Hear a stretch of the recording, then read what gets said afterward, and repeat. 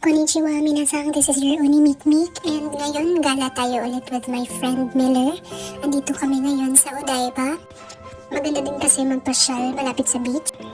And may mall din dito and ayan, nakapag-picture ako kay Doraemon.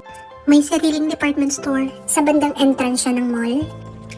As a fan of Doraemon, nakakatuwa tingnan, ang daming merch.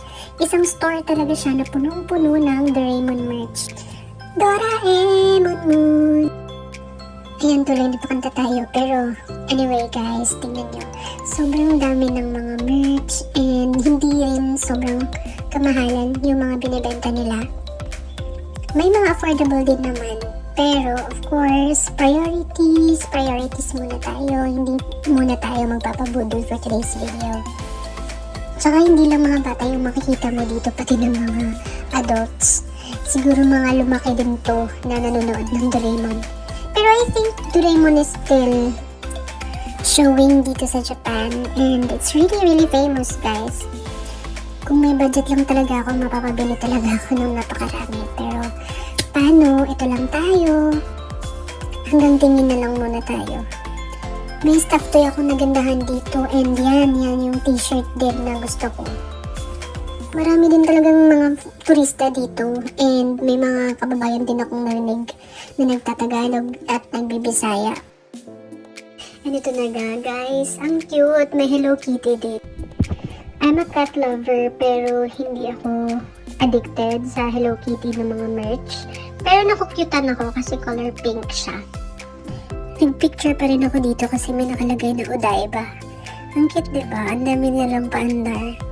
Pero guys, ito talaga ang tinitingnan ko kanina pa. Sobrang adik na adik ako sa One Piece. Sobrang tuwa ko para ako nasa Cloud9. Fan na fan ako simula bata pa. Pero kasi hindi na ako sobrang updated dahil sa trabaho. Pero I am more of a manga reader talaga. Pero nanonood din naman talaga ako ng animation. Kaso lang, yung pagkagawa ng animation, marami siyang fillers na hindi talaga originally kasama sa ginawa ni Ichiro Oda. Pero maganda pa rin naman. Alam niyo guys, nasa Wano Kingdom pa lang talaga ako. Ang tagal ko nang hindi nakakabasa ng manga. Pero magkakaroon ako ng napakahabang off. So, balak ko ulit magbasa ng manga. Pero bet ko rin manood ng animation these days. Ang gaganda ng mga merch guys, grabe. Pero babalik ako dito kasi bibili ako ng mga merch. Marami kasi akong kaibigan at pamilya na mahilig din sa One Piece. Ang ganda kasi nakita ko na rin talaga yung Mugiwara store dito sa Tokyo.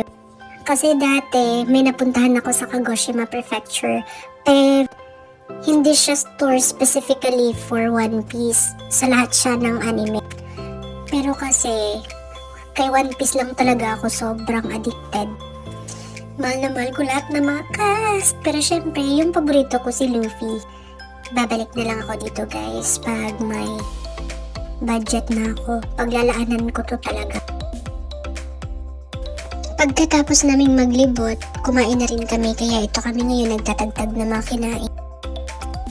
Araw-araw akong pagod dito sa Japan guys kaya wala talaga akong lakas na umakyat sa mga hagdanan dito. Pero tingnan niyo naman, worth it din naman ang view.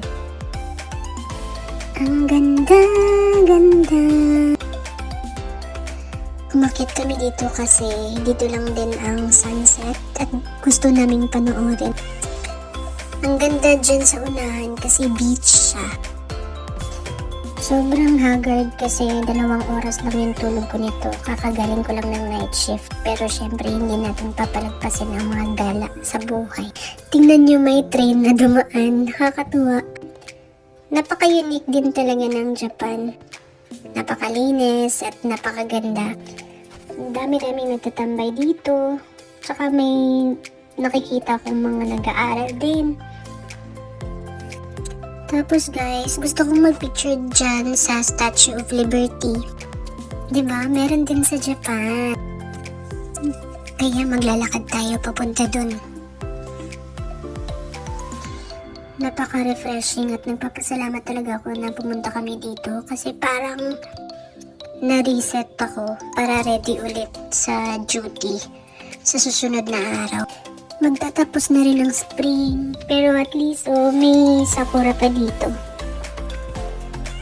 Tsaka nakapila din talaga mga tao dito para mag-picture. Baka nangalay na to. Cute ng smile ni ate.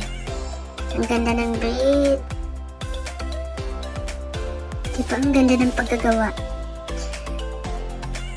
Ang ganda din ng pailaw ng mga ships dito.